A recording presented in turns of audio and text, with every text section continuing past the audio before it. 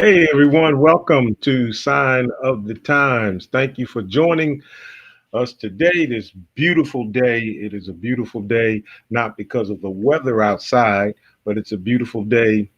I almost said, must be a beautiful day because I almost pulled a Mr. Rogers and said in the neighborhood.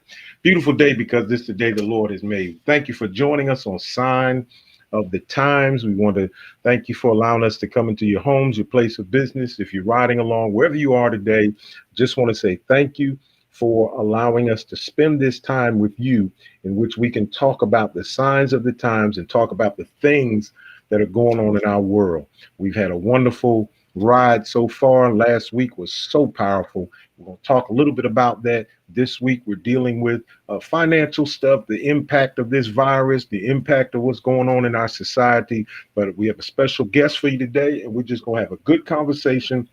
And we're just going to talk about some meaningful things. We don't want to just waste time. Remember, at the end of every show, I always ask you, did you waste another day? Well, we're not going to waste any more time. So let's prepare ourselves for our guest today, and let's prepare ourselves for a wonderful show.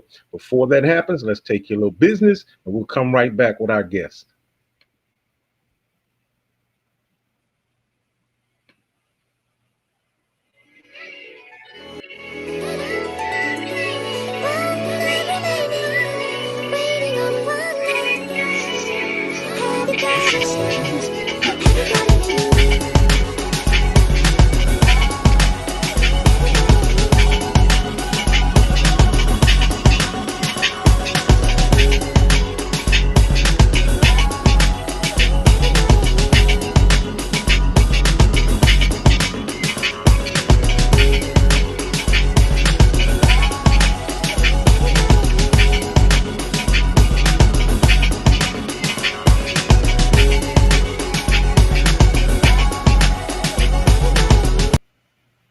All right, for all of your beauty supply needs, for everything you need to make yourself look nice and pretty during times like this. I know some of you, you just got all your stuff already there, you're already hooked up, but for the rest of us, we need some assistance. And for all of your beauty needs, go to austinbeauty.com.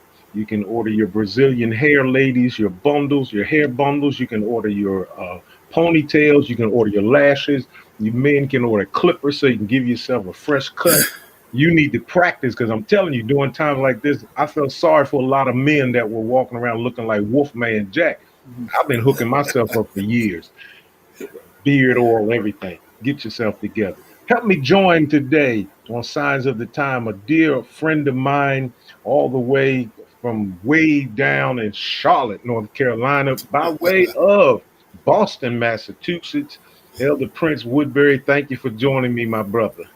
Thank you for having me, man. It's good to see you. Likewise, Elder, we met. I don't know. I don't even know what year. It had to be '08 something. It's been '09 somewhere out in Longer than that, man. yeah, out in Phoenix, Arizona. We had a good time out there, and Absolutely. good man of God. Everyone, he has one flaw: he doesn't recognize greatness when he sees it. He doesn't recognize it. He doesn't recognize it. He doesn't know a good thing when he sees it. This is the Yeah, well, see, we can do this all night, man. So let's not even do that. All right. We 41, we 41 to 33, buddy. Do I need to pull my jersey out? Where's my wait a Super minute. Bowl ring Wait now? a minute. 6 rings. That's all right. Six. You didn't get the. Six. You heard Tom Brady say last week that he didn't even fear the Falcons. He said the Eagles make me cringe. Fly, Eagles, fly. Listen, man, it's good to laugh during times like this, but Absolutely. We live in a time where everything isn't a laughing matter. We live in some times when just some sad times that we're living in, and it's good to be able to laugh during these times. But yet, after the laughter is over, it's time to put on a straight face and get to work because of the issues that we're dealing with.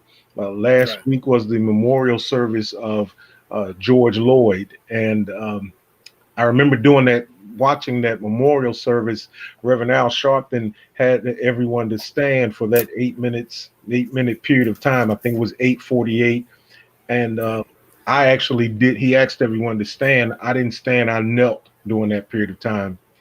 And just to go through 8 minutes of pure silence where you're thinking about what happened was just an emotional moment, I'm sure, from many, not around the country, but around the world. Um, Absolutely. we had a young man on last week, Dartez Wright, who was with us, and I'm telling you, that was just a powerful interview. Uh, I checked the statistics; over 1,000 views. People watched it Nice. with all of the sharing. That was powerful. A young man that spoke so eloquently, and someone made the comment because one of his most powerful statements said that blacks, because matter of fact, I think it was you that asked the question to him about black on black crime. That is correct. I did. And he said that I don't, he said blacks don't kill blacks because of their race. He said, but they kill us because of our race. And someone posed a comment, we never kill because of race. And I responded, you may not have, but historically speaking, we have been killed because of that. What do you think about that? Okay. Let's. Do I need to run? I wrote down a list. Okay, starting at 2012. Okay. We can go even a lot further, but I started at 2012. Trayvon Martin, Hmm. 2014. Eric Gardner, Hmm. 2014. Michael Brown, 2014. Laquan McDonald, 2014. Tamir Rice, 2015. Walter Scott, 2015. Freddie Gray, 2015. Sandra Bland, 2016. Fernando Castile, 2018. Botham, I believe it's Botham John. In 2020, we got Breonna Taylor and George Floyd. Do I need to say anything else about No, that? no, because to me, one name is one too many. Agreed. And that's not even all of the list. If we can go back as far as I think it was 1999, and I can't remember the young man's name. Uh, he was killed in New York. I think he was shot like 41 times. So I mean, we can go on and on and on and on of how many uh, black men, women have been killed by police in this country. The list goes on, and even further than what we got that I've accounted here. So, Well, the gentleman that posed that comment said that we're not being killed. Do you think of that list that you just read? I don't know the number that you read. I don't know how many uh, mm-hmm. of It that was 12 I wrote off. of those 12. How Mm-hmm. many of those do you think? What percentage of those were killed, and the foundation of their death was their skin color? Uh, 12. 100%. That's sad. I mean, it is. It's sad, but it's true. And everybody has to. Let's face reality. This is what it actually is, and since 45, I will not mention his name, has come into office, the racism in this country has uh, been released, and as my pastor said, he has released the kraken, on the whole entire country in terms of the systemic racism that has been here for so long, but now it's even more so in the forefront. We forget, that this country wasn't really truly established as a country. It Hmm. was really established as a business. If you look at the Constitution and the way it's written and so forth and so on, it's actually a business. So a lot of the businessmen in this country who are Fortune 500 companies and multimillionaires, they love the fact that Trump is in office because he's doing all of these things to line all of their pockets. Well, You know, you you said that, and I'm reminded of a comment that I remember hearing from Minister Louis Farrakhan. Mm. And Farrakhan said something that made me scratch my head saying, wow. He was talking about the fact that O.J. Simpson, during the O.J. Simpson trial in the Mm. 90s, I think was it 90? It was It yeah, was 90s. 90s. O.J. Simpson trial in the 90s. I'm trying to think, was it 90? It wasn't 90, was it 94-ish, something like 90? Yeah, 93, 94, somewhere in there. That he was tried by a jury of his peers and found not guilty. The Mm-hmm. jury said, "You're not guilty of murder." Then there was another trial in which he was a civil suit in which he was found not guilty of the murder, but guilty that he was responsible. Once Right. he was found responsible in the civil suit, he had to then pay for Uh-huh. the, what was done. Right. Um, Minister Farrakhan said that in this nation, we've been we're celebrating. I don't even. Pardon me, forgive me for using that word celebrating. We Mm-hmm. are past 401 years since we came here from Africa. 401 Right. years of slavery. Uh, Right. 310 of those years we were enslaved. Now, keep in mind, OJ was not guilty of the crime, but guilty of being responsible for it. Right. Well, Minister Farrakhan said that the problem that we have here is that for 310 years, we worked this country, we built this country with the Mm-hmm. sweat of our back, we built this nation, and we weren't paid for it. You know, I'm still Agreed. waiting on my 40 acres and a mule. You know, Right. you can hold Mm-hmm. my mule, just give me the land. I don't need Right. a mule. I don't need the mule. I just need the land. Right. He said that the thing is that there are whites in this nation. There are the whites in this nation. They did not enslave us. They didn't make us slaves. They didn't do this to us. He said, but they are, and I'm getting to your point you just made. He said, but there are many that are benefiting from this system. And Mm. they're the ones that should reach back and pay because they didn't do it, but they're, in the words of what happened with OJ, they are responsible, or they're benefiting because they wouldn't have their political financial situation if it wasn't for history. Absolutely accurate. Okay, I didn't Uh, know whether I was explaining. Of course, I am not as articulate and profound of a speaker as Mr. Farrakhan.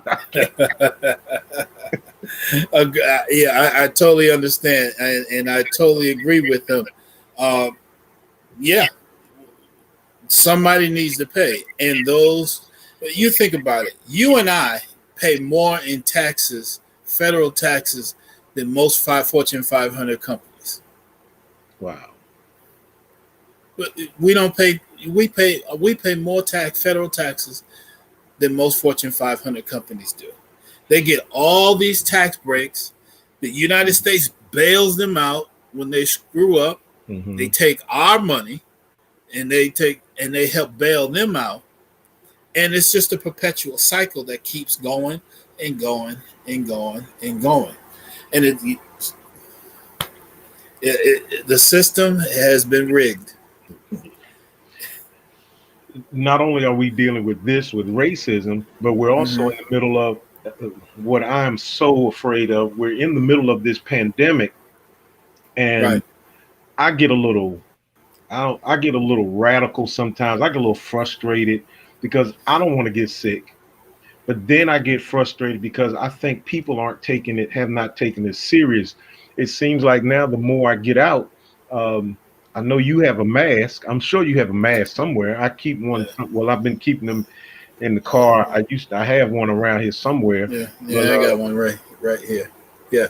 See, I had to help you out. Sorry. here's my mask right here. Here's my mask. I should have kept my mouth quiet. Yeah, yeah, you should have. People, I get frustrated because people, when I go to the store, I see people walking around they're not wearing masks. They're not practicing social distancing. It's like they think this thing isn't real. Listen, myself personally, I have a compromised immune system because I have diabetes. I'm a diabetic. So I have a compromised immune system. So technically, I'm not supposed to be out. But when I do go out, Hmm. I go in, I go out, and I'm back in. I don't play around with it. And you're right. A lot of people don't feel, and if I remember correctly, that the governor has made it mandatory that we wear masks when we go out in public. And there are a lot of people who are just not following that, And I would even dare to say, even some Christian folk, they're not even who call themselves Christian, and they're not doing it either. And the Bible specifically says, obey the laws of the land. Hmm. We don't have to agree with it. We don't have to like it, but it's up to us to, as kingdom representatives, we're still gotta obey the laws of the land because this Man, is the land that we live in. man, I'm so tired of being in the store. You got to go. You got to get something to eat. And Right. I got people around. I've got a mask. I had a mask made. I got a cut washable, cleanse, whatever. And I'm Uh-huh. just tired of being out. And I'm around people, and they're walking right past me with no mask on. And I have to come back and pray and ask God to forgive me because if you walk past me without a mask on, you know what I'm gonna do? Oh. Get away from me then. And they look at me like, oh, and I'm like, put a mask on. I mean, Right. I just don't Right. understand it. This thing is I, real, and people are still getting sick. Um, mm-hmm. People are still dying from it. It's sad. Yes, It's a terrible thing. It is. it But is. And honestly, there are other aspects of this virus that we need to deal with because I said something, and I'm going to release you to talk about this if you can deal with this. If sure. um, I mentioned something a moment ago that I go to the store with my Mm-hmm. mask on and I come home. I'm thinking about it. Everybody can't do that, can they? When I say come Not back home, right. Not everybody. Uh, Unfortunately. if you know what I Uh, mean by can't come back home. uh, Maybe I do. Maybe I don't. I don't want to speculate, but you Home. tell me what you mean. I can come back home. Oh, home. You're right. Everyone doesn't have a You're you're, home. you're right. Absolutely. I'm Right from now. Philly. I'm from Philly, but let's say this and then I'm from Philly, but I just Mhm. caught myself. I said everyone doesn't have a home. Oh my goodness. If those in Philly heard that, I said everybody Man, doesn't. look, Everyone listen. does not. You you can take the brother out of Philly, but you can't take Philly out of the brother, right? I just sounded so country. I said everybody doesn't have a oh my goodness. What happened to my Philly accent? Oh I my don't goodness. know, man. It seems like Everyone, it's the everyone longer you hear, it fades away. doesn't. What is the word? What is doesn't? Everybody I doesn't don't have a know. Yeah, I don't know. But yeah, going back to your point, man, everyone doesn't get a chance to go back home. Four shelters, four walls, and a roof. hmm Not everybody does that. And the homeless population in the United States and in and in Charlotte and in Mecklenburg County where I live at, it's ridiculous. Let's look at these. Listen to these statistics I just.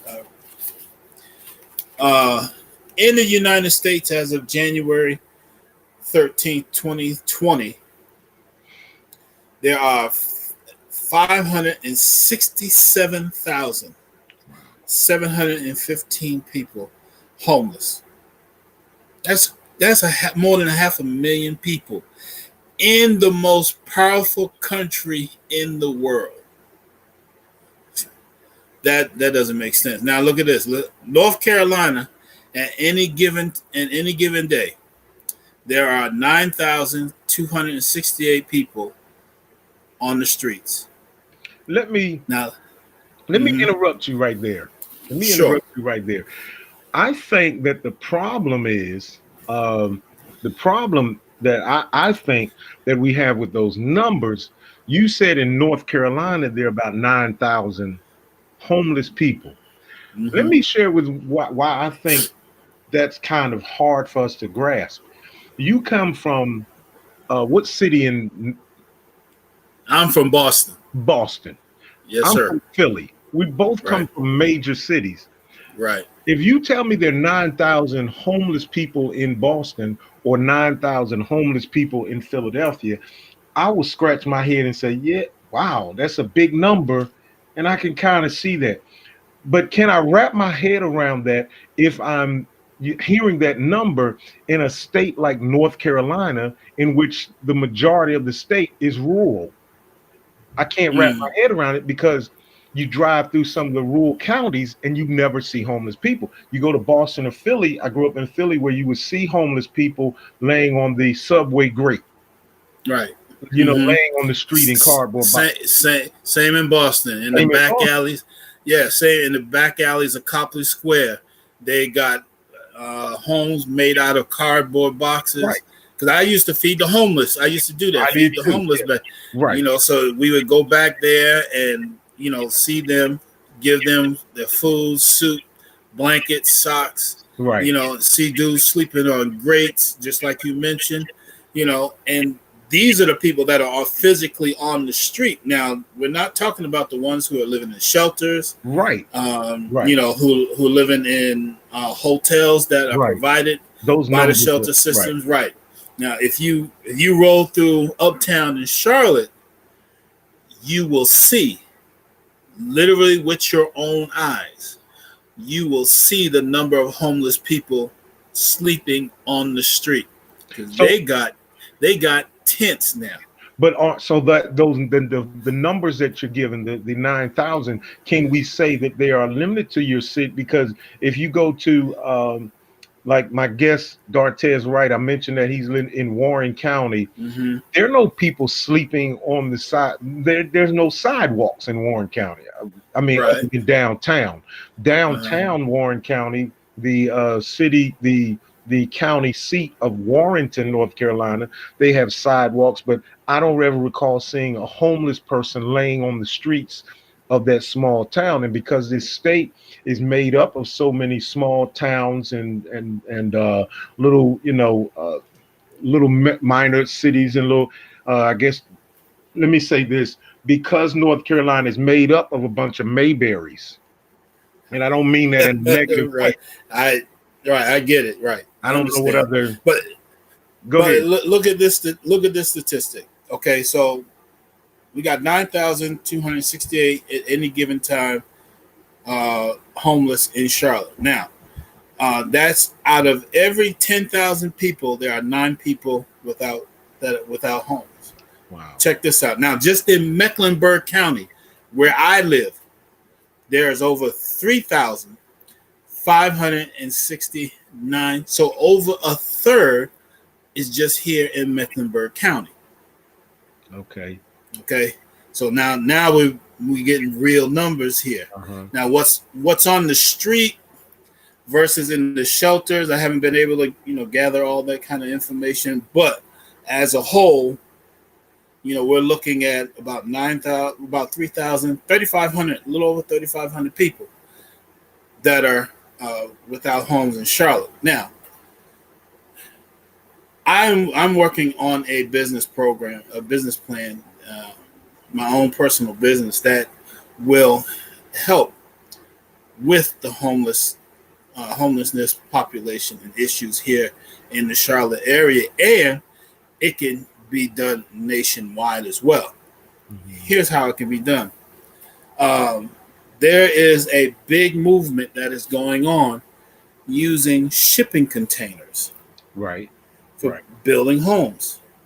It's happening. It's happening in Phoenix, Arizona. It's happening in Detroit and places, and even in South Carolina, they're doing it there. And but these are relatively wealthy people who are building homes. I made it out of shipping containers because they want to do something entirely different. But listen to this. At any given point, there are 17 million empty containers sitting anywhere in the United States and in the world. 17 million. Now, to build a shipping container, a 20-foot container into what I call and efficiency, Hmm. like a studio apartment. It only costs $38,000 Okay. to build one shipping container. So you do the math. When you got 17 million empty shipping containers sitting anywhere in the world, we can take all we can take a we can knock out this in less than a couple of years by providing shipping providing. Now these are what is called, 600 what I million, like to call, 650 yeah, million. yeah, this is what I call true affordable housing, Right. because now you can, if every county in North Carolina, if every uh what's the term I'm looking for, the housing authorities, Hmm. if every housing authority in North Carolina would take the time and use the shipping container, because it's so easy, because the framework is there. It and traditional housing takes, to build a traditional stick built house, it takes anywhere between 12 months to 18 months Hmm. for a traditional built house. You can build a house out of a shipping container in 3 months. Question: Would Mm-hmm. wouldn't there be a lot of um, looking at the negative side, not negative side, but how people will view it? Do you want to have a state or a country or nation that's full of what we would call trailer parks? Because that's what it'll essentially. It looks like it, yeah. It looks like, but it's more of a, what I'd like to call, a shabby chic trailer park. It's more, and it's affordable. One, it's sustainable. Two, it's green. Three, Mm-hmm. you see what I'm saying? So you're saving money, you're saving time, you're recycling, recycling resources, and you're able to put people in homes 3 times as faster than you would traditional stick built type houses. Okay. Is there a homeless problem now that we don't know about? I was speaking with someone, I think it was last week, a young man who said that he was in the Maryland area and he had to check and came upon some misfortune, as life always seems to throw us, a curve at the wrong time. And he ended up going to a homeless shelter and checked in and was going to stay there for a few months until he got on his feet, only to have the coronavirus spread or they had a case in the shelter and they ended up Mm-hmm. shutting the shelter down. Are the numbers even higher because of the virus? You can't have homeless shelters with everyone sleeping right next to each other in that open space. Well, in here in Charlotte, in the men's shelter, they just rehabbed the main shelter. They rehabbed it about a year ago, and as full disclosure, I stayed in the shelter when I first moved here to Mhm. Charlotte. I was in there for about 4 or 5 months, and it was the absolute worst, deplorable kind of situation, that you could have ever been in. And it was during the winter. So, they're putting as many people in, everybody's sleeping on mats, they're sleeping in the TV room, and it was ridiculous. Getting up, using the shower, you always got to watch your back, and this, that, and the other thing. But all that has changed now. They poured a lot of money into rehabbing, the shelter, the main shelter there, and here in Charlotte, men's shelter in Charlotte. Now it looks like a dormitory. I said, I need to move out of my place so I can just move back in, because the showers are nice, man. All the rooms are incredibly, they're beautiful. The spacings that they got. Now there's two beds to a spot. Before in some rooms there were 4 beds to a spot.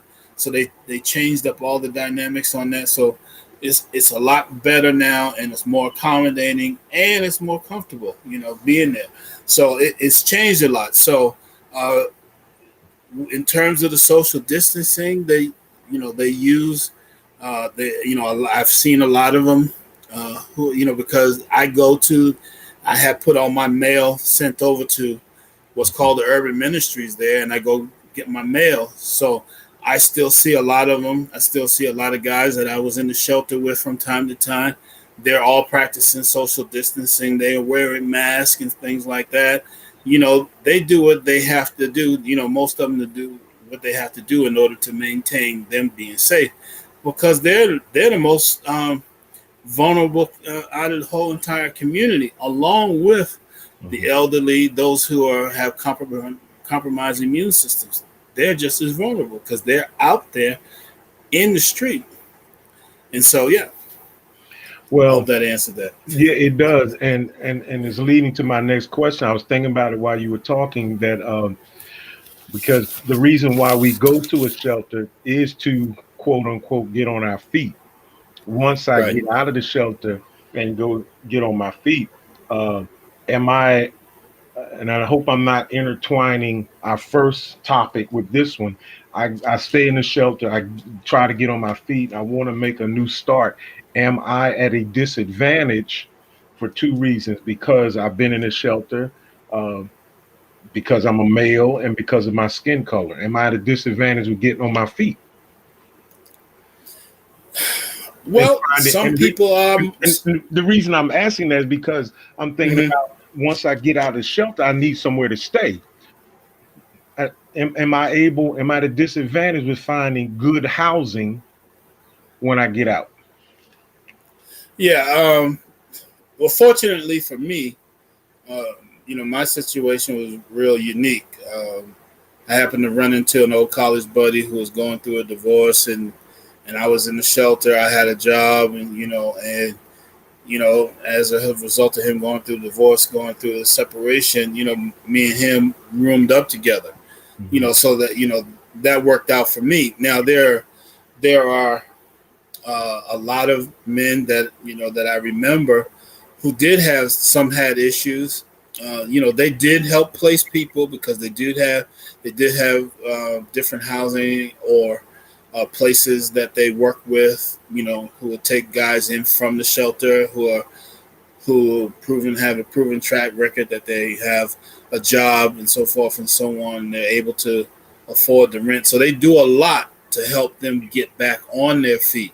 Mhm. Um, and so a lot of them have very very good success stories. Who are this, and then there are those who are habitually homeless. For because they cannot function and sustain themselves. Because of mental illness. So that's another issue. That you'll find in the homeless shelter. There are a lot of men who have mental illness and really cannot function, in being in a shelter. And then you'll be surprised at this, Bishop, that there are men and even some women, you'll talk to them, they say, I left everything because I'm tired. I don't want the responsibility. I don't want to be bothered. I can manage on my own this way. And I'm more happier this way because I have no responsibility. There are people out here who give and what have you. And, some of them are collecting Social Security or whatever their case may be, and they're able to manage and maintain that way. And there are a lot of them out there that choose that lifestyle because it's a lot simpler. Mhm. Well, that being said, if I do want that responsibility, how is the housing market looking for? Well, the housing market in particularly Charlotte, and I was able to get those numbers here. Um, the average rent is $1,380 a month. Mhm. Now, whether that interprets into a one bedroom or two, I know I was paying for a one bedroom myself this amount, for I for a promise you. place. Yeah, but what's even more interesting, that the average income is around $31,000 a year Mhm. for a person that lives in Charlotte, and and they're saying anything under $3,000 a month, you're in the poverty line. So there are a lot of people who are in poverty in the Charlotte area, and even across the state and in the United States, who are in poverty. So they're making under three And thousand dollars a month. yet have what we label as essential jobs. Right. Exactly. Who are it's wild what CNAs get. Some of them don't even make $10 an hour. If you're a certified nurse's assistant, a lot of them don't even make $10 an hour. Because they do a lot of the grunt work that nurses don't do. You Just know, did the math. Can you believe starting teachers would qualify as being absolutely. Yeah. Up in Boston, you at 18 years of age, you can become a police officer and make over almost more than $40,000 a year. A police officer, and most educators don't even make that much. what? I can't even complete my sentence. What kind of nation? What are we? What are we? What is? Man, we have, as a nation, have turned away from uh, a lot of the fundamentals of what this country was initially established on. And you're gonna make me get on a soapbox with this. Uh, the moment we took prayer out of schools, the country went to hell. Mhm. Straight up. The moment we took prayer out of school, the school system went absolutely haywire. And I can actually prove it. But the moment they did that, everything went crazy. They've even taken the Ten Commandments out of the judicial system, out of the courts, and that's where they got 99% of Laws. the laws Right. are from the Ten Right. Commandments, are based on that. It's sad, but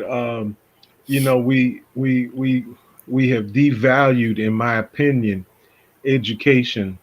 I was Uh-huh. watching one of my favorite uh, television characters. I watch him every week. Is Fred Sanford and Son. That's my show.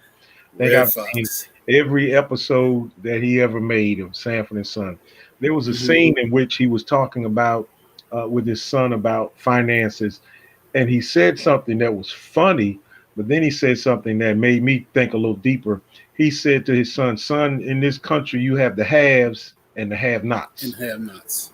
He said, "We Mm-hmm. are the have-notiest."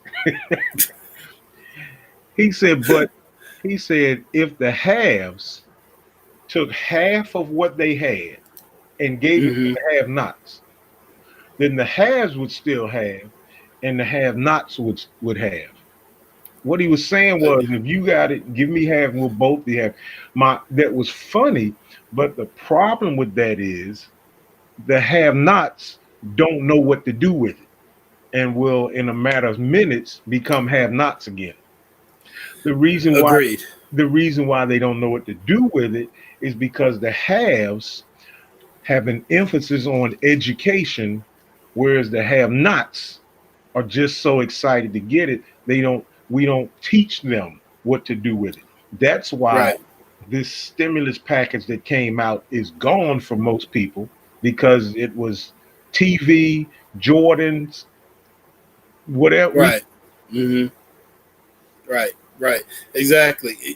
The biggest thing is education. Period. Whether it's on uh, the secondary level, the collegiate level, graduate level, primary level. It's and even before, and even starts in the home. If I'm a product of a single parent. Okay, my mom was from Marion, South Carolina, and she moved up to Boston when she was young. She was probably around 18, 19 years old with her brothers and her sisters. And, she ended up having me at the age of 20. Okay. But my mom never taught me about money, about finances, about credit. So as a result of that, I made a lot of bad mistakes, a lot of bad choices. Now, if I had, I don't blame my mother, because you got to look at it from the perspective of, did her parent, because her parents didn't teach her that. And so it just kept trickling down. So, but, and I had to learn from a lot of my mistakes. So, education starts in the home. Like the Bible says, charity begins at home and spreads abroad. So you got to start at home, with the education. And what does that mean? Teaching your kids about money, teaching them about credit, teaching them, about fundamentals, basic things of life and so forth. Now, what my mother did teach me, she taught me some couple things. She taught me how to cook. She taught me how to clean. Right. She taught me how to take care of myself. Survival skills. Right, survival skills, but not those other tools, on that. Let me ask you on the financial side that would have helped me. Well, with education, being we're on this subject, we're going all around, but it's good. You take an educator that has to teach, that has to work with children, not because of the financial reward of it, but because of the passion for it. Right. But they still need to survive.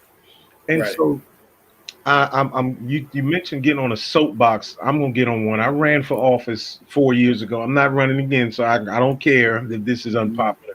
My question to you is, as far as education is concerned, because we're talking about teachers living below the poverty level.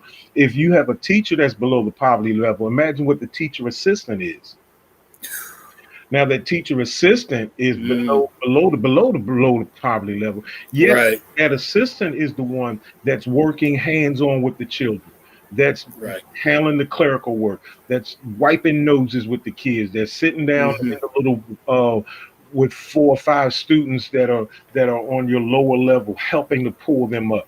Do you think that if that teacher assistant is down here financially in salary compared to the teacher, that person, imagine where they are in comparison to the principal or the superintendent, who is making $150,000 a year, and the teacher assistant is making 20. Well, yeah. Well, see, let's look at it. Okay. Okay. We're both going to get on the soapbox on this one. You pay we in this country, the pay scale is backwards. And what do I mean by that? The people who are on the front lines are the ones who should be getting paid. Teachers, preachers, people who run, make business work. Customer service agents, what I used to do, for airlines and so forth and so on. These are the people who are the face of their company. They're the ones who should be making more money than, because all your president is a glorified manager. That's all they are. A glorified manager, and yes, they got the task of managing and so forth and so on, making sure the business stays afloat. But then when it all boils down and something happens, he retires, he gets a golden parachute, and then everybody else is left out, to dry and to survive on their own. Now so now because of that, they got to make cuts, and they cut the people who are on the front line of everything, and they're suffering even more. Yeah, because who do I want to pay more? I want that EMT worker to get paid, because when I'm having a heart attack. Right. I want him to be on his best game, to be Right. happy, to come to work. Right. But even so, let's look at it from this perspective. The people who are teachers, let's use them for example. They do what they do because they absolutely love doing what they're doing. Right. You know, regardless of the pay. A Hmm. lot of them, they wish they can get paid more, but they like the fact of teaching and seeing the lights come Hmm. on in Right. people's eyes, when they get it. As Oprah Winfrey says, they got that aha moment when that light Mhm. comes on. And that's and me, I was a trainer. I'm also a Bible teacher. Minister, so forth and so on. So it's the same thing for me, Hmm. and for you when you teach Bible study and you see the light comes on and somebody actually gets it. That's the reward that you get out of it. Do you wish you could make more money? Absolutely. But is money the whole thing about it? No, not necessarily. But there are times in your life which you wish you can get compensated for what you do, Hmm. and a lot of times that comes through those aha moments. A lot Hmm. of times, you wish you can see that on a more monetary level, but unfortunately, it doesn't happen that way. Yeah. Unfortunately. Which is why we see such a high turnover in education, be- Mm-hmm.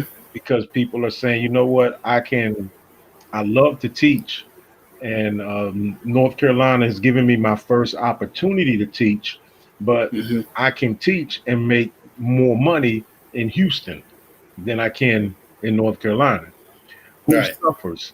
The children here in North Carolina. And then we're Right. creating an ongoing cycle of kids who don't have the proper educational tools needed, which pushes them and shoves and packs them into the category of what Fred Sanford referred to as the have nots. Right. Right. Because, Uh, a good friend of mine who's passed away. His name is Prophet Keith Grayton, and he said something so profound to me. Um, you know, back when I was back home in Boston, he would go to a lot of the larger churches and so forth and so on, and then he would go to these little small storefronts. And mhm, I'm like, and then I would ask him, why would you do that? He said, because, I'm saying in his voice, he says, because the Jakes of this country ain't going to do it. that's So what- somebody's got to go to him. So, and just the same, you are doing what you're doing because nobody else is going to do it. So sucked it up and said, all right, somebody's got to do it. I'm here, so let me just hang and bang and do what I got to do. And I'm the same way. I was a football coach back home in Boston, mhm, and I would teach my kids. I did Pop Warner. I would teach them as if they were on the collegiate level. right, You know, right, because I remember growing up, nobody did that for me. So I've said, let me make a paradigm shift on this. Let me change this whole paradigm. Let me teach these kids on the collegiate level, bring them up, because that's what you do as a teacher. You're bringing them up. And that's why whenever when I was a coach back in Boston, it was very successful. Because I brought the level up and pushed all my coaching staff the level up. I said, listen, we're not gonna. mhm, These are 6 and 7 year olds, but we're gonna teach them and train them as if they were on the collegiate level. So that way, when they get to high school, they yeah, have the advantage. When they get to college, they have the advantage because they already learned this stuff when they were 6 and 7 years old. That's the importance of the education, and right, that's why I say it all starts, whether it's on the football field and whether basketball, which I know you do, or if it's in your home. mhm, Teach them, train them, as much as you can. Pour into them, because kids right, are sponges, man. right, They love the information, and And if the old saying, man, I wish I knew then what I know Yeah, now. right. Well, what you about know, even with what's going on with the tension in our world? How important is it? I'm not gonna keep you all day. We've been on here about an hour, but um, it's all right. maybe one good last topic or whatever. How important is it? You mentioned you coaching football, and this was my first year. I was an assistant football coach for a couple of years, and this past season was my first year as the head coach. And Nice. and the thrill that I got from that was just amazing. Nothing Delegating, like it. nothing like it, and nothing. I didn't want to do it, and when I Mm, was asked to do it by the athletic director, I said, "Nah," because I see the level of commitment that last year's coach put in. I'm not ready. I don't want to do it. I said, "But if you can't find anyone, let me know." And the track coach said, "Congratulations, coach." I said, "What do you mean?" He said, "When you said you can't find anybody," he said he stopped looking. It was a wonderful experience. One of the things that I taught the boys that I wondering hmm how important is it in, I want you to talk about in our society is I if you pull any of my players and ask them what is Coach Austin always saying, they'd roll their eyes and say ATD, ATD, which is attention to detail. I would Right. drill that in them. A hmm attention to detail. Step this Absolutely. way. If I say if the play is going to the right, your first step lineman has to be to the left. We're pushing the waves this way. You're blocking down, things like that. hmm Discipline. I'll give you this example. I'll let you answer the question. For the first time in these guys' lives as football players, I had them on game day. The tradition is for most schools on game day, the football team will wear their jerseys around the school on game day. hmm Right. I'm the Right. first coach that had the football players wearing shirts and ties. Nice. I like that. They at first it was, huh, man, come on, coach. About the third game, I went to the local thrift shop. I bought a dozen ties for those guys that didn't have them. I had them dressed. They would come to me, coach, tie my tie for me. They took pride in their appearance, hmm discipline. hmm And we hadn't hmm won a game in 2 years, and we won our first game. I mean, discipline paid off. How important is it for discipline in Love it. society with this generation? I love it, man. I love it. Discipline is the foundation of everything, man. If you don't have no discipline, you don't have no determination. If you don't have no determination, you don't have no dedication. There you go. So, that's what I learned when I took martial arts when I was a kid. The Mhm, 3Ds: dedication, determination, and discipline. mhm. That's the foundation. If you don't have those three, you're not going anywhere. You're not about anything. You're not doing anything. So you got to have the discipline. Discipline on the field and off the field. You are a student first, Right. athlete second. That's why they call you student athlete, because you got to be disciplined in your education. You can be the best athlete in the world, but if you're not disciplined in those books, nobody wants to do anything for you. You can't do anything for you. So you got to be disciplined. Discipline, Mhm. discipline, discipline. That's what That's it. In the final minute we have left, what are your thoughts on where we're going as a nation? What's next for us in your opinion? uh I read. Somebody sent me something the other day, and when I read it, I just shook my head. I was like, this makes all the sense in the world. And and this is from a biblical perspective. And ironically, it's the name of your program. Said it. The meme said, "I'm no longer looking for a sign. Mm-hmm. Now I'm listening for the trumpet." All right. And that's where I'm at, man. Because that's where I feel we're all at, Doc. Now I hate to interrupt you because I said the minute we have left because I was getting ready to end it. But I'm hearing a lot of preachers are saying things like, "Man, we need to pray because we need to pray that God doesn't come hold it." This is all we've been talking about. This is what we live for. Does that you didn't believe what you've been talking about all? See, everybody wants to go to heaven, but nobody wants to die, right? I don't, not yet. I ain't Well, ready. well, all right. I get, Hey, I, I'm with you. I want to I get, outlive my grandchildren, I man. get there when I get there. Yeah, Nobody, please don't shoot me yet. yeah. Not right now. Not right now. Man, thank you so much for spending time with us. I appreciate it so much that you took time out to chat with us. It was hilarious and informative at the same time. Man, it was my pleasure, Doc. I really enjoyed your show, and I was listening. Last week when you had the young man's name, I Cortez. can't think of it. Cortez. Man, you were inspired. I Yeah, sat here, watched that man. My whole soul lit up, Doc. I'm telling you, man, he lit a fire under me. Man, bro, he made me. I started writing stuff down. I'm like, man, I ain't never had no young person, Yeah, hit me off like that, man. but So it gives you hope to see, you know what? The next yeah, generation is not as bad as we thought. not as bad. If we got a few more of them, man, we're gonna Yes, be all right. yes, sir.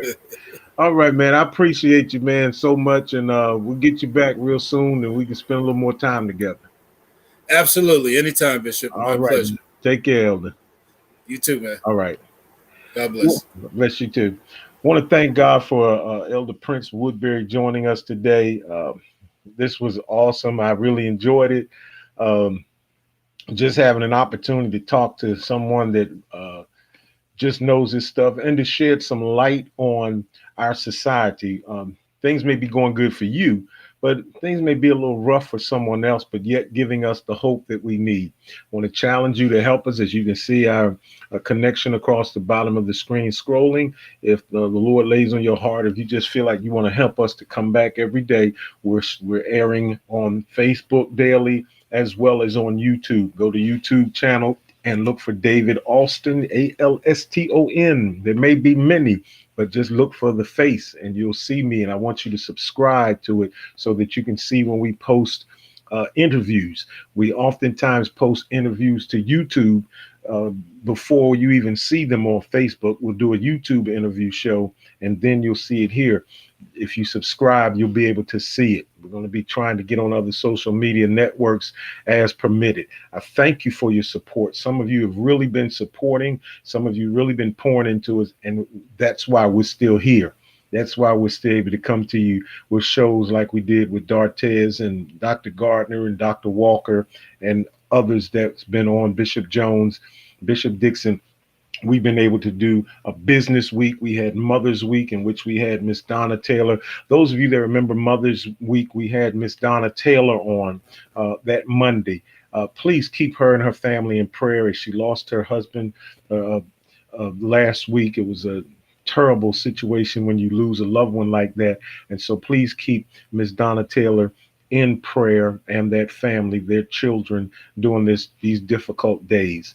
Listen, my friends, hit the share button. You know I'm going to challenge you. Share this video, share this interview as we talk to Elder Woodbury, who really schooled us. How many of us really didn't know that just in the state of North Carolina, not talking just in North Carolina, over 9,000 homeless people and over 500,000 nationally people that don't have a home. If you have a roof over your head tonight, if it's cold, warm, no matter what, you got something to be thankful for. When you go to bed tonight, I want to challenge you again.